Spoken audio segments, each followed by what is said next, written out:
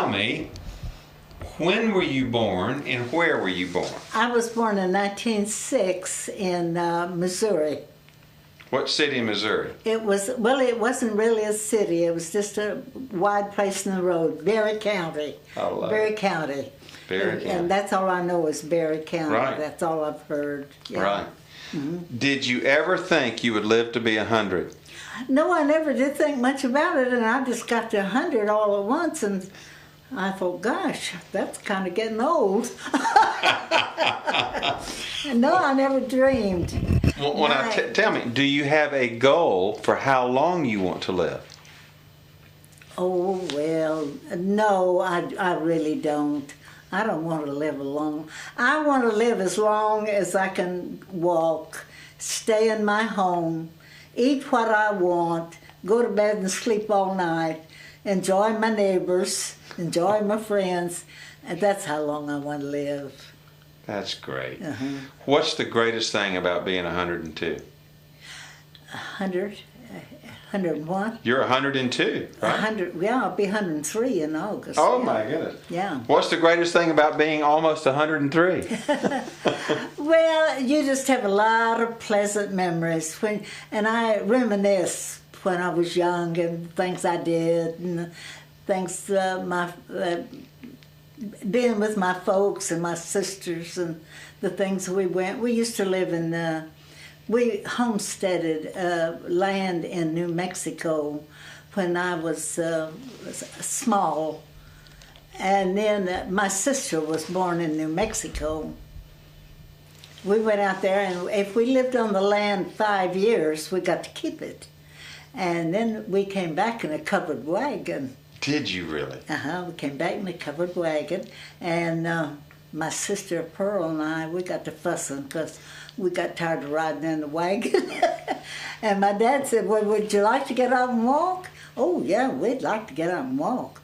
When we got out to walk, we got in sandburrs. Oh, my goodness. Oh, and you know what a sandburr is. I know what a sandburr is. Yeah, and so we started crying.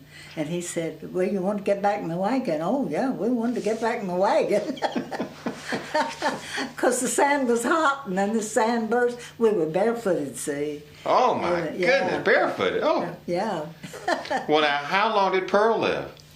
Well, Pearl, she didn't live. She lived till 65. Okay. But she kind of drank and smoked a lot. And she was a nurse, however, a good nurse.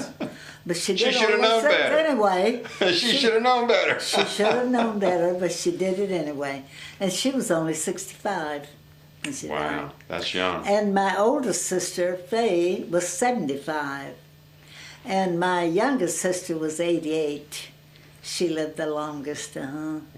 And she and I were the closest. Are you the first person in your family that you know of that's lived to be 100? Yes. Isn't that something? My mother and dad both lived to be 82. And one of them died in August, and the other one died in December. But they died 50 years ago. They died in 58. So that's a long time ago. And that was pretty good to live to be 82.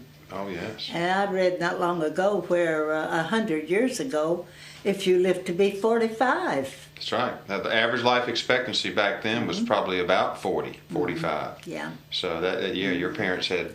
But I think people are more conscious about health. Well, I'm going to ask you this. I'm sure people have asked you this. What's your secret to living to 100? Well, they do. Well, I'm a Christian. Me too. I'm a Christian. And I think you have to believe in a higher power and worship God and live close to Him. And I think that helps a lot. Me too. It means a lot. Tell me this. What do you do for fun now? What do I do for fun? What do you do for fun? Well, I love basketball. And I watch all the games, and I love all the players. And I did play. I love to play cards, but nearly all my friends have gotten too old, and we just kind of dropped off, you know. Yeah. But I love to play cards. Oh, I wish you were near my mother. She loves to play bridge and canasta and yeah. things. Now, I know people have asked you this too. I'm going to ask you this quickly. Then we're going to go on to the money and the job questions. Have you ever been on a controlled diet of any type? No. Always eating what you wanted? I just eat what I'm hungry for. If I'm hungry for sauerkraut, I eat sauerkraut and weenies. And just anything that I'm hungry for, that's what I eat. Because I figured maybe that's what your body needs. My daddy was a doctor, and he said your body will crave what you need. Uh-huh. How about this? Have you ever been on any kind of special exercise program like the ones you see on TV or anything like that? Well, I used to go to a yoga class, and I love, and a lot of times I get out on the floor and do my yoga. And I love the yoga, and it's good exercise. It's stretching, and I like to do that. One of the questions I asked you, who first taught you about money? You said your mother and your dad. Well, my father, yeah. He always said, now, if you make your bed hard, you're going to have to lay on it. And he said, it doesn't make any difference how much you make. Try to save a little of it. And that's a pattern that you get into. And I remember when I I was living in Oklahoma and had saved $1,000. Oh, I thought I was rich. You were? That's a lot of money. I was so proud of myself. I taught school for $90 a month. And it took a lot of savings to save $1,000. Mm-hmm. But $1,000 just seemed like a huge amount of money. And what year would that be? Would that be the 30s? I came here 40s? in 1946, and I was 40. So I was in my middle 30s. That was a ton of money back then. That was a ton of money back then. Mm-hmm. It was, wasn't it? Oh. Yeah, it was. It was a lot of money. Mm-hmm. So he taught you no matter how much you make, save some all the time. I made $90 was my highest salary that I made. And you still save money? Of money. Oh, yes. I could save quite a bit out of $90. That was a lot of money. I said, where did you save your money or invest your money? Where all did you save and invest your money when you did save it over the years? When I say, when I was very young, you could put it in the post office, I remember. And it didn't draw much interest, but you could put it in the post office. And then I got to getting CDs. And then later, now in my life, I have a nephew that's a financial broker, and he takes care of all my finances now. He lives in Tulsa. Oh. Well, you said bank, savings account, stocks, real estate. You'd like to invest in all? Yes, and I after I came here, I bought some houses. I had first I bought the house I lived in on West Kings Highway, and then I bought and then there was a duplex across the street, and I bought it, and then right behind me on Summit, this street, was another duplex. They were right in a row, and I had bought all them and rented them out. Good for you. I did some of that in Atlanta. Yeah. And you did that from savings you made from teaching. From teaching, yeah. Mm-hmm. Good. My wife was a teacher. Her sister's a teacher. Was? My wife's mother was a teacher. I've been a teacher. I've been a college professor. So we love teachers. What percentage of a person's annual income do you think they should try to save? To try to save what percent? Oh, that's a hard question.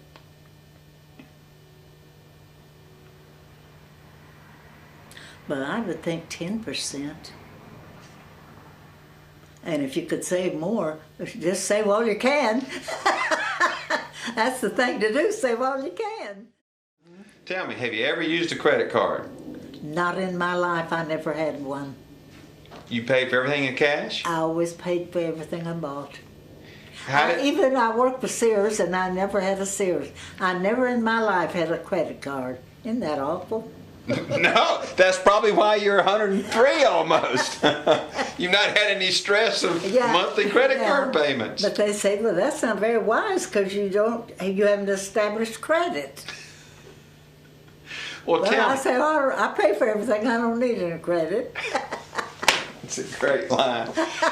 What was your first car that you bought yourself? Can you remember what it was? Oh, it was a Chevrolet, a 1940 Chevrolet, brand new, I think it was $600, maroon. And it was about 1940. How did you pay for it? With what? How did you pay for it? Well, I had the money. You paid cash? I paid cash for it, yeah. I always paid cash for everything. Now, I saw here in this, you said, did you pay cash for your first house? Or did you get a mortgage? Oh, I didn't get a mortgage. I paid cash for it. You saved up your money until you had enough to buy your first house. Yeah. Of course, the houses weren't very expensive then either, though. Fern, if everybody in America did like you, we would have no financial problems in this country. Yeah. I'll tell you.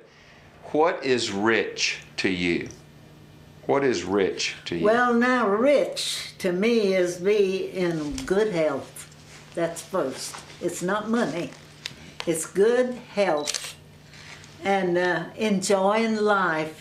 To be in good health and enjoying life means more than money to me. It's more important. And most of your centenarian colleagues, it's the same. It has very little to do about money. Because if your health isn't good, if you're not in good health, you're not going to enjoy anything. That's period. You're just not going to enjoy anything if you're not in good health. But if you're in good health, you enjoy everything. You just enjoy everything. Enjoy your friends, enjoy your home, enjoy your cat and dog and all your, just everything. Anything you have, you enjoy. Enjoy eating. I just enjoy life because I feel good You look great. You obviously feel great. Your mind is as sharp as a tack. I asked you, how old are you? You're 103 years young, but how old are you in your mind, do you feel? Well, I don't feel much different than I ever did in my mind. I just wondered if I was getting I don't feel like I'm getting forgetful or anything. Seem like I can remember everything. So I just don't know. Now tell me what, you had a couple of different careers, teaching and working at Sears. Did you enjoy your work wherever you worked? I did. I enjoyed teaching until for 10 years. I enjoyed teaching. And then I got a little tired of it. I had to stand on my feet all the time, but I enjoyed it while I did it. But I didn't do anything else. As long as I lived in Oklahoma, I taught. And what grade did you teach? Well, I taught in this little one-room schoolhouse. So all ages? All ages. How about that? All grades. And some of the boys were as old as I was. I was only 19. Is that right? It was just a little one-room schoolhouse, white. And I rode a horse 6 miles out there. And some of the boys rode horses. And I taught there 2 years and got $90 a month for teaching. That's amazing. And then I moved to when I didn't teach out there anymore, and I came back into town. One of the teachers got pregnant and was going to have to quit, and they gave me her job. So I taught in Porter School 10 years. I got to teach. That's where I got started. Amazing. Because I didn't have a lot of lot of degrees or anything. I just took an examination and was eligible. I passed this examination and got a certificate that I was eligible to teach. But in town, they like for you to have all these degrees and everything, and I didn't have that. But I got to teach because the woman got pregnant, and they let me have her job, and I guess I was successful because I taught 10 years there. That is wonderful. You had horse sense. You had a lot of good horse sense. Yeah. I want you to share with us your wisdom and advice about money. About money. Just off the top of your head, what advice and wisdom would you give us about money, managing money? Well, I would tell them now, regardless of what you make, it might not be much, but always try to save a little bit. If it's not much, just because it's a pattern to get into. And then you watch it grow and you get interested, and it just makes you want to save more. If you, the more you look at your savings, and you get proud of it, and you're enthused over it, and you want to save more if you're saving. But you know, I've talked to people, and they said, "Oh, money's to spend, and you know, to spend it and have a good time." Well, I think that's a wrong attitude to have. Really, it's not a good attitude, because we ought to save for a rainy day. We always may have a rainy day, and it's always good to have some money to fall back on. Question: just what advice about life in general would you give to the younger generation? I'm really trying to capture just life. Well, I would say always have some good friends, and always save some money, and always exercise and take care of your health, because your health is very important. If you don't have good health, you're not going to be too happy. You need good health. And to have good health, I think you have to believe in a higher power. It's very important to believe in a higher power. And take your exercise and just live a normal life with your friends, and be happy. You need to be happy. You just need to be happy. And you are happy, aren't you? I'm happy. Yeah, I'm happy. And I'm happy because my home is not fine or anything, but it's comfortable. And I don't need any, and I don't, even though I have money that I could buy a much nicer home, I'm happy in this home. It's all I need. And I'm just like it and content.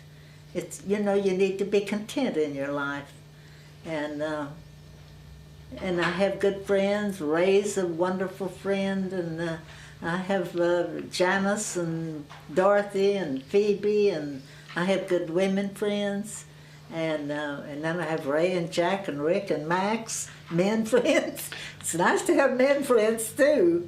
It's important, I think. Yeah. Oh, absolutely. Be happy. You need to be happy. You just need to be happy. My name is Lee Ravine, and I guess I'll be honest. I just celebrated my 79th birthday.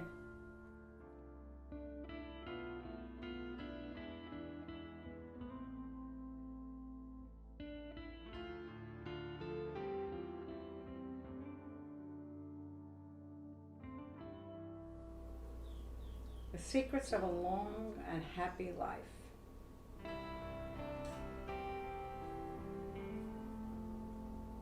Don't envy other people, because you never know what problems you're not seeing that they have, and you think their life is perfect. It's not so.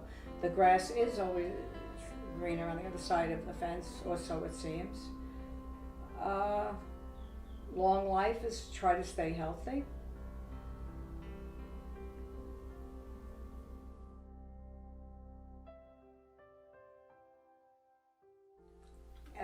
I'd like to live at least until 90, because grandchildren, children are getting married later, grandchildren are having babies later, and I would like to be a great grandma, and that won't happen until I'm 90.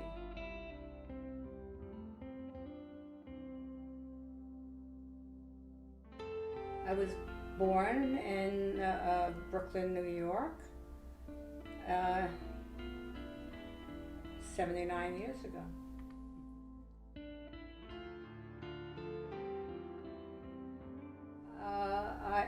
I lived in Brooklyn 2 or 3 times, and I lived on Miami Beach a couple of times in between.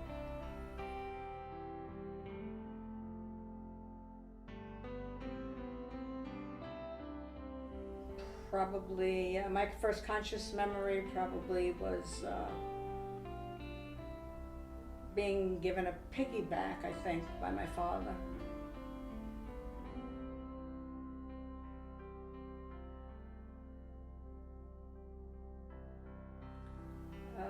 Life back then was very simple. What's for dinner? What are we going to play? What game? Go to school, come home. Very simple. Visit relatives. Lots of visiting relatives. And today, nothing is simple.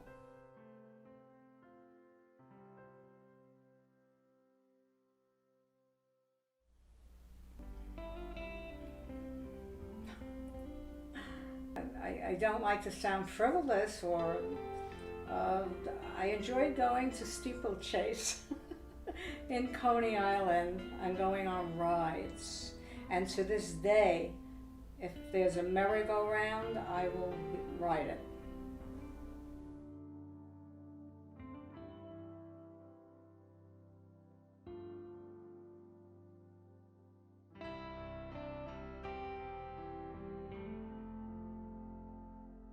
I don't think I was ever encouraged to be anything other than a wife and a mother, and that was not fulfilling enough for me. So I started thinking about something other than that. After I was divorced twice, and after I was divorced the first time, I had the opportunity to go to college as an adult, and that's when it started then.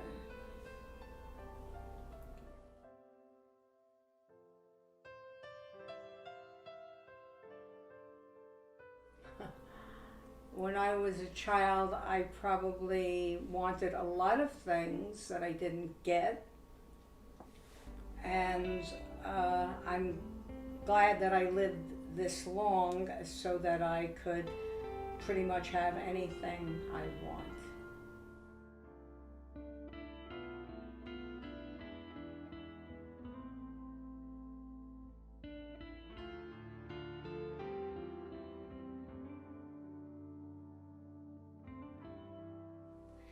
It's what's important, more important in life, friends or family, is subjective.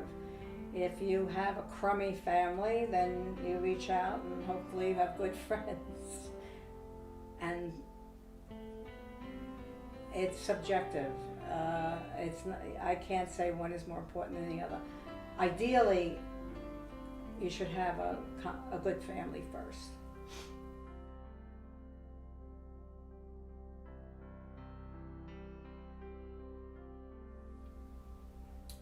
To be non-judgmental of others, always have a sense of humor, and to be fair-minded, I guess.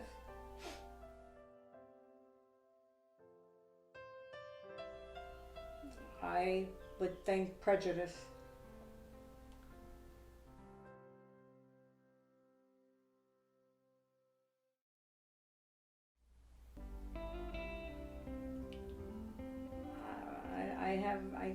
I have only one regret, and I mentioned it earlier, and that is that I didn't have the time to pursue my dream, my ultimate goal, which was to earn a PhD in psychology.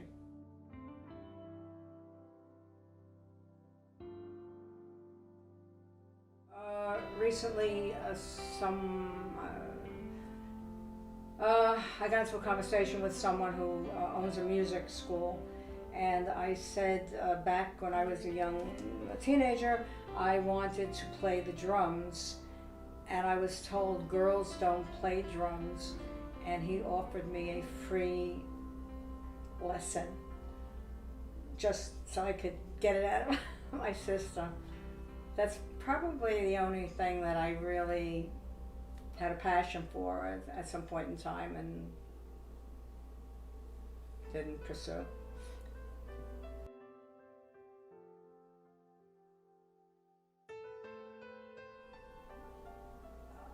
I think the happiest times of my life probably are thinking back to when I spent time with my grandchildren when they were growing up, babysitting with them and just silly things that we did together.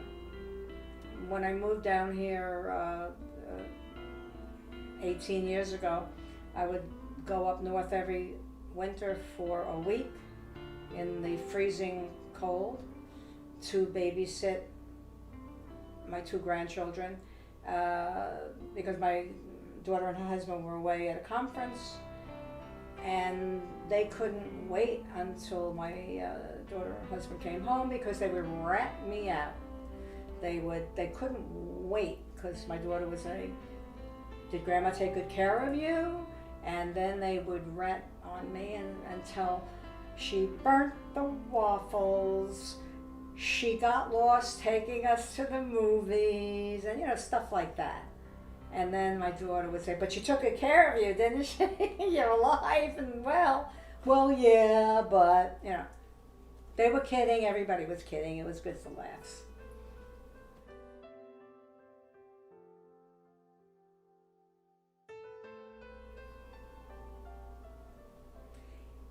Happiness, if you make it a destination, then you could have a long time waiting to get to that place. Happiness should not be a destination. It should be a journey. You should experience it in increments as you travel through life.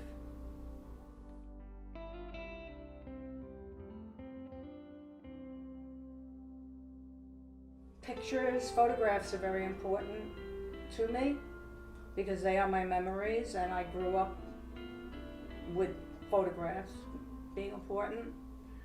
I have a Japanese pottery collection that has a story behind it. That's important to me.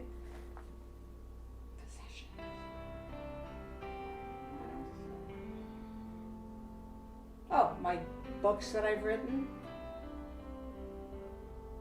I don't know that I have anything else.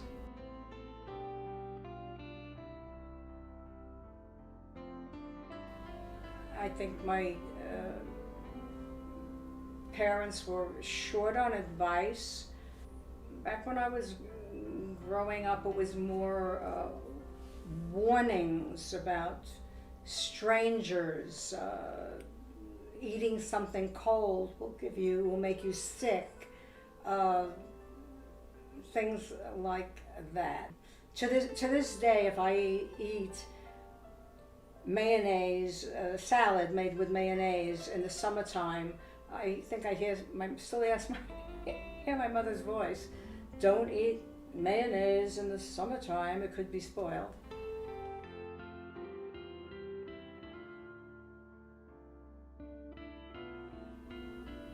I am fortunate. I have always had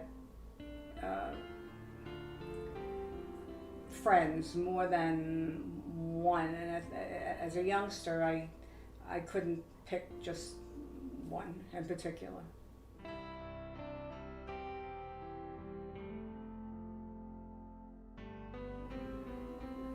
Typical in some ways and atypical in other ways. Strong-willed, strong-minded, butted heads with mother and others because I was, I guess, coming into my own at that time, thinking for myself for the first time. in my life.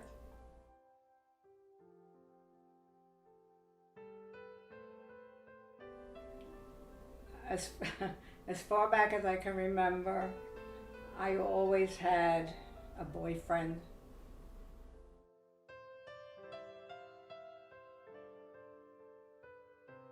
We didn't have gadgets, we didn't have social media. We had a little bit of bullying, but nothing that you have, like you have today. We had little money, we didn't do too much.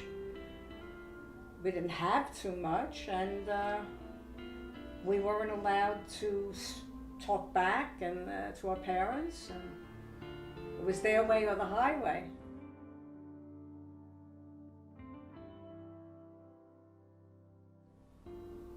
I was always, my career, I had to find it myself. I knew I was destined for something else besides filing and bookkeeping.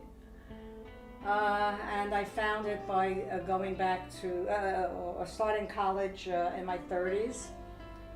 And my original goal was to eventually earn a PhD in psychology.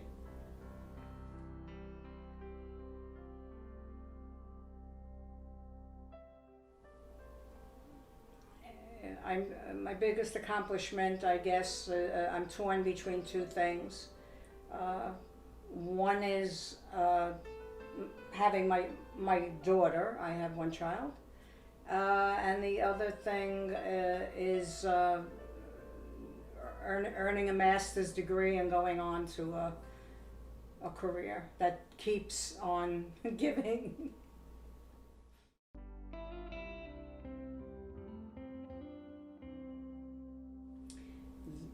These are the best years of my life.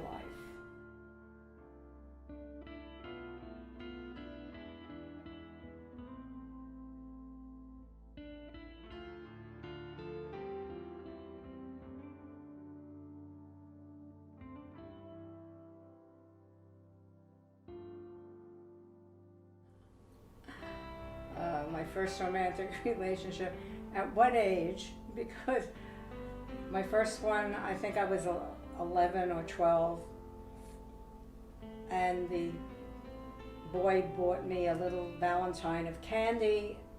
He was in my class, he walked me home, we ate the candy on the way home, and then he kissed me at my door. Very simple. But future relationships were more serious, obviously. And how has it changed me? Now, I am more cautious, and I don't think well, then again, that's just me. Some people need to have a relationship or be with someone always, and that is not the case for me at this time in my life.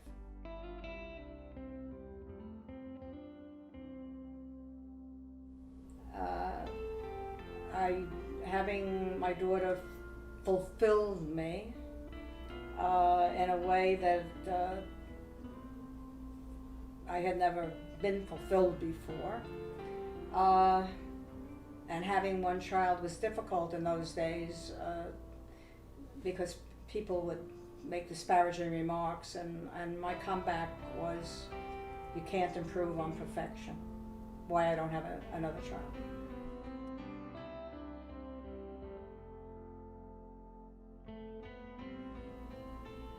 Having a child did not slow down my career. Having a husband slowed down my career.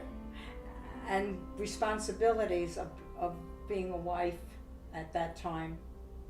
Yeah, you had to make the roast beef and bake the potato and iron the undershorts first.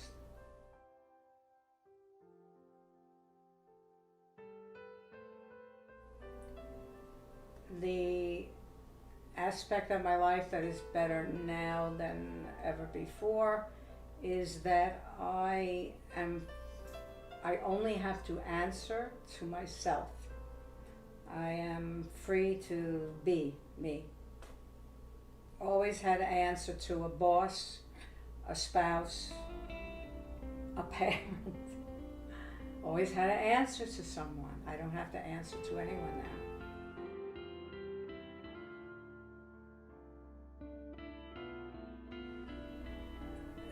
The only thing that is worse now than when I was young, obviously, is that as I grow older, I come in contact with more people in my peer group, and in the last couple of years I've started to lose close friends and acquaintances and so forth.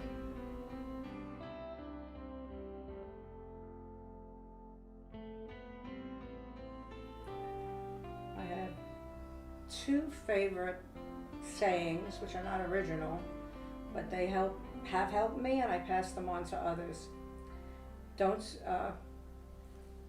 sweat the small stuff, and you can't put it's not a perfect world, and you can't put your head on someone else's shoulders.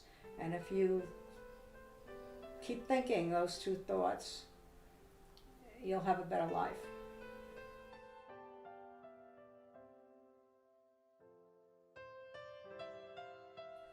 When I was younger, I picked a number, and it was 78, and I thought that was a good age to live until. And as I entered my 70s, I realized that's preposterous.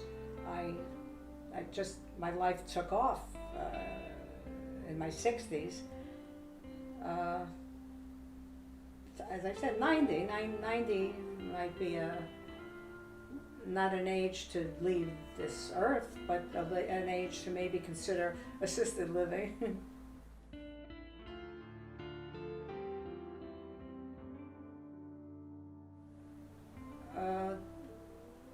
Loss, but wrinkles. Definitely wrinkles.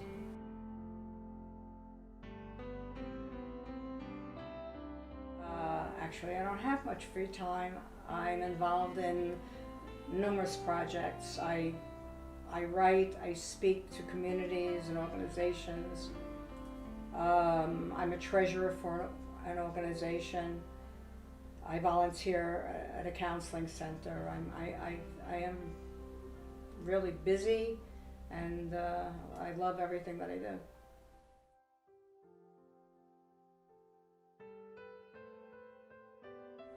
I never really thought about being afraid of anything, but I suppose it would be a doctor telling me that I was terminally ill.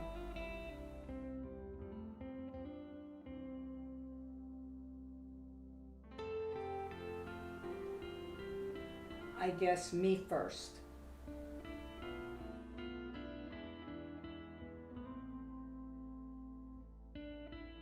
By thinking in terms of the fact that we are living longer, and if we start winding down and or complaining in our 60s and 70s, we're going to have a long life ahead of winding down and complaining. We need to look forward to something wonderful.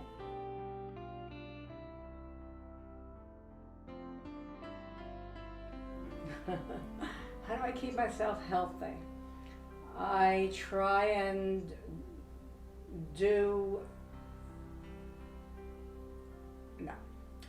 I try not to do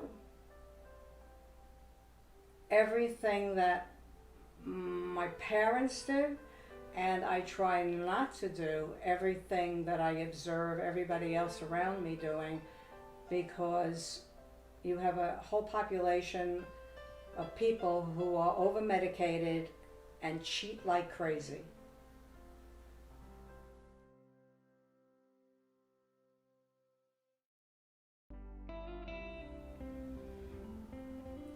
If I could, I would go back to being in my 20s and not getting married at that time.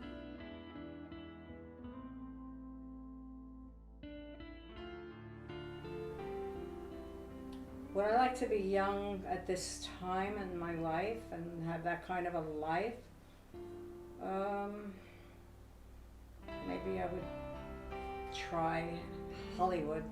No, but I don't know. I don't know. I would like to know that I had more years ahead of me at any age, not necessarily to be young.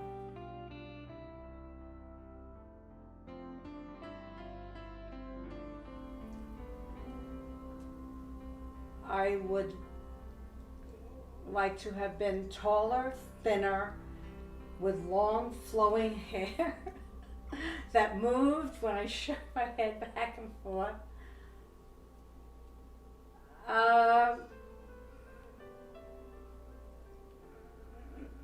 No, there are no do-overs in life, and I think you have to make peace with whatever you were given, or whatever you achieved, or if you didn't fulfill yourself or reached a goal, you have to substitute something else or just forget about it.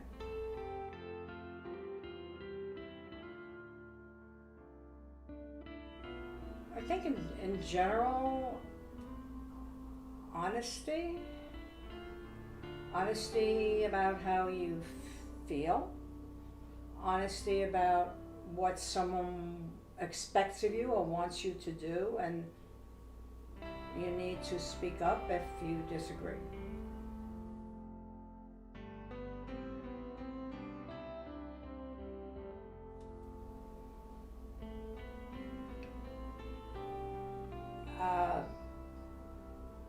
I'm sure there is, and I may include some of those things in my next book, but I will not be revealing them now.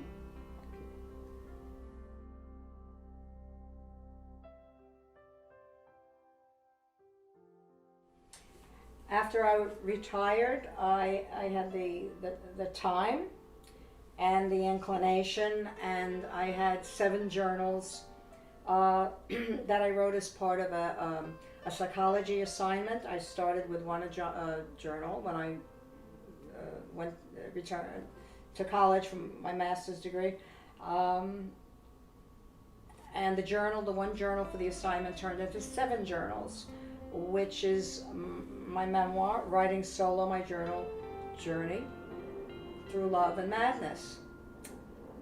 For years I languished in a marriage that was both gratifying and frightening, never knowing when I would be elevated to great heights of ecstasy or plunged toward the bowels of hell. Writing Solo chronicles a journey through love and lust, disillusionment and deceit, and ultimately survival. And when riding the merry-go-round from hell, it is imperative to understand that we are neither Sigmund Freud nor Harry Houdini. Our loved ones may lose the way, even if the path to salvation is brightly illuminated. And that's Writing Solo, and followed recently by Villa Paraíso. Villa Paraíso reveals the secrets and lies hidden behind the gates of a resort lifestyle community located on Florida's Gold Coast, and it is not your garden variety revelation. Is it possible this microcosm of society is a fool's paradise where residents have yet to learn one of life's greatest lessons? You can run, but you can't hide from your past. And the most important lesson of all, you can't hide from yourself. I was born on the 17th day of January, 1846. I go back as far as way along the early 50s. My first recollection of public living, and especially political living, as I may call it, was when I learned as a boy of 9 or 10 that my home was in the state of Virginia. I didn't know about states before that time. Then time passed pretty rapidly because I was attending high school, And I remember distinctly the occasion when John Brown, the poor man, sought freedom for the slaves. He's there in my state. I heard about it pretty distinctly. I felt sorry, and yet sympathizing with my elders, I felt some resentment. Now, while some in my section, Southeast Virginia, I knew of some brutality, as I call it, exercised toward some of the Negro slaves, as a whole, the Negroes got along very well. Now, my father's Negroes, why, I associated with them. In fact, being the baby of the family, I didn't have any white children for associates. Therefore, I played around with the Negro children. 4 years passed by. Then came up the great struggle when the Republican Party had become a power in the land. In 1860, Mr. Lincoln was elected, as you know. And I remember that there was a good deal of excitement in my section that the Negro slavery would be interfered with. Negroes would be set free and all that. Well, I didn't feel much interest about it because I felt kindly toward the Dockers, and they were kindly toward me and toward my family. Now, I was attending school, as I said, and when in the spring of 61, when news came that war was actually declared. In fact, it had been coming when South Carolina, as we heard, seceded from the Union. Well, wonder now what Mr. Lincoln will do when he is seated on the presidential chair. Well, there was a variety of feeling about it, even among our 75 or 100 young men, boys, at school. But right at once, when war was declared, about half of our pupils, young men over 18, quit school, joined companies of infantry, cavalry, and in their homes, in surrounding counties, and in that vicinity. I wanted to go too, but my father said, "Now, son, you're too young." I was just 15, just a little past. And if the war continues long enough, you may have an opportunity.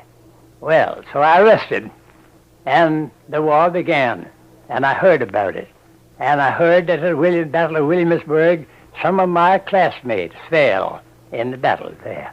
Well, I grieved about that because they were boys that I'd been brought up with. They were a little older than I, but I felt sorry that they were killed. Then, in 62, although General Lee had still a pretty good army, he began to need more men, naturally. Although the big battles, or the largest battles, had not come yet.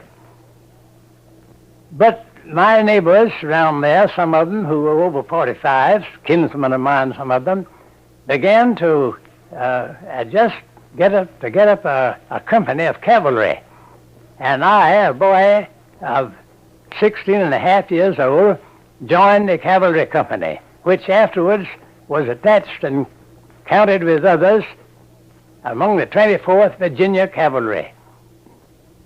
Now, for a long time then, from August 62 on until 64, great battles had been fought in there. We heard of the Battle of Gettysburg. And finally, our camp company was taken away from the Blackwater border, guarding that section of the country from the incursions of Federal soldiers who might cross the Blackwater River and the Chuan and come over into Confederate territory. We were taken in the spring of 64, our regiment was, in the neighborhood of Petersburg. And while we were camped just north of Petersburg, General Grant began his invasion of that part of Virginia. We heard about it, and I remember very distinctly one morning we heard that General Lee had crossed James up north and was coming down the Turnpike Road in the direction of Petersburg, just near us. And the next morning, happening to look while I was on guard, across the James River, there we saw long lines of blue. The infantry of the Army and United States flags on the other side of the James, coming down to beyond the mouth of the Appomattox River that flows into the James, in order to cross on the pontoon bridges and thus begin the invasion of that part of Virginia and in the siege of Petersburg. Thus, I was not with that part of the army. My regiment was moved up north of Virginia, out of Richmond, I mean, north of Richmond, and thus we guarded that city for several months while General Lee and General Grant were struggling there near Petersburg. While that was going on, there were some skirmishes and one, small battle I was in. I was not in any of the larger battles, probably fortunately, maybe unfortunately. Well, General Ewell commanded the General Lee's corps near Richmond, and I remember we were called up one day and took the Darbytown Road, and some mile or two, I don't know, we never counted distances or time in those days. We turned off from the road, main road, and went down a road through a wood. After a while came to an opening, and there was a line of blue boys and with some artillery.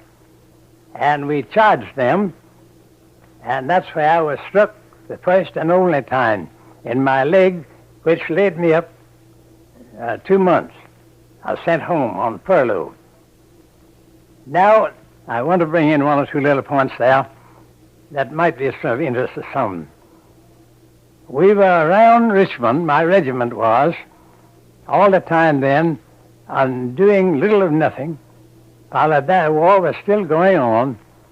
And after a while, a Saturday evening, the first day of April, 1865, we were ordered, and by the way, in the meantime, about half of my regiment had lost their horses. The Confederate soldiers owned their own horses, and when they lost a horse, it was difficult at that stage to secure a substitute. Anyhow, I lost mine. I've forgotten just now how. I don't believe it was in battle, however, at that time. Now, orders came for a dismounted part, or demounted, I might say, of the regiment to fall in line and march. We stopped on the way and spent the night. That is Saturday night. The next day was a beautiful day, Sunday. We didn't know what was going on. We were within a mile of Richmond, and there was a turmoil there. And that day, as you all know, that day, the President Davis was attending his usual services at his church, St. Paul's Church. Right in the midst of the sermon, the front door opened, and a courier rushed in and went up to President Davis, handed him the paper. He opened it, and it was a dispatch from General Lee saying, "Mr. President, I am so heavily pressed by the enemy that I'm compelled to abandon Petersburg." Mr. Davis arose and left, and the congregation broke up, and in a few minutes almost, there was pandemonium then in Richmond. We marched out of Richmond early the next morning, on the 3rd, and started in a southeasterly direction. We didn't know which way, nor where we were going, but afterwards it showed that we were attempting, under General Ewell's command, to come in contact with General Lee somewhere down southwest of Petersburg. Well, the Federals under General Sheridan overtook us, our command of about 3,000, in Amelia County, Virginia, and after fighting several hours, why, General Ewell surrendered us, and thus I became a captive. I went to prison along with this man, and we landed in Point Lookout, Maryland, down here. And the day after we reached there, as a curious boy, I rose pretty early. We just gotten there the afternoon before. I rose pretty early and went out to see how things looked around in there. There were 20,000 of us, a large encampment. Happened to look across in one direction, I don't know which. Well, there was a flagpole and a flag on it just rising. I stopped and looked at it with curiosity. It stopped when it got halfway. Well, I knew what halfway flag on a pole meant. I looked at it. I thought, well, the rope that handles that flag must have a nut in it, and I'll see a man presently going up that pole to untangle it. I waited a whole minute, and I casually turned my face in another direction, and there was another flagpole with flag half-mast already. So I put my head in the tent. There were 5, 6 others of us. I was, boys, there must be some big Yankee dead. I wonder who it can be. Of course, we had no means of knowing. And then we waited for about an hour. The sergeant blew a bugle.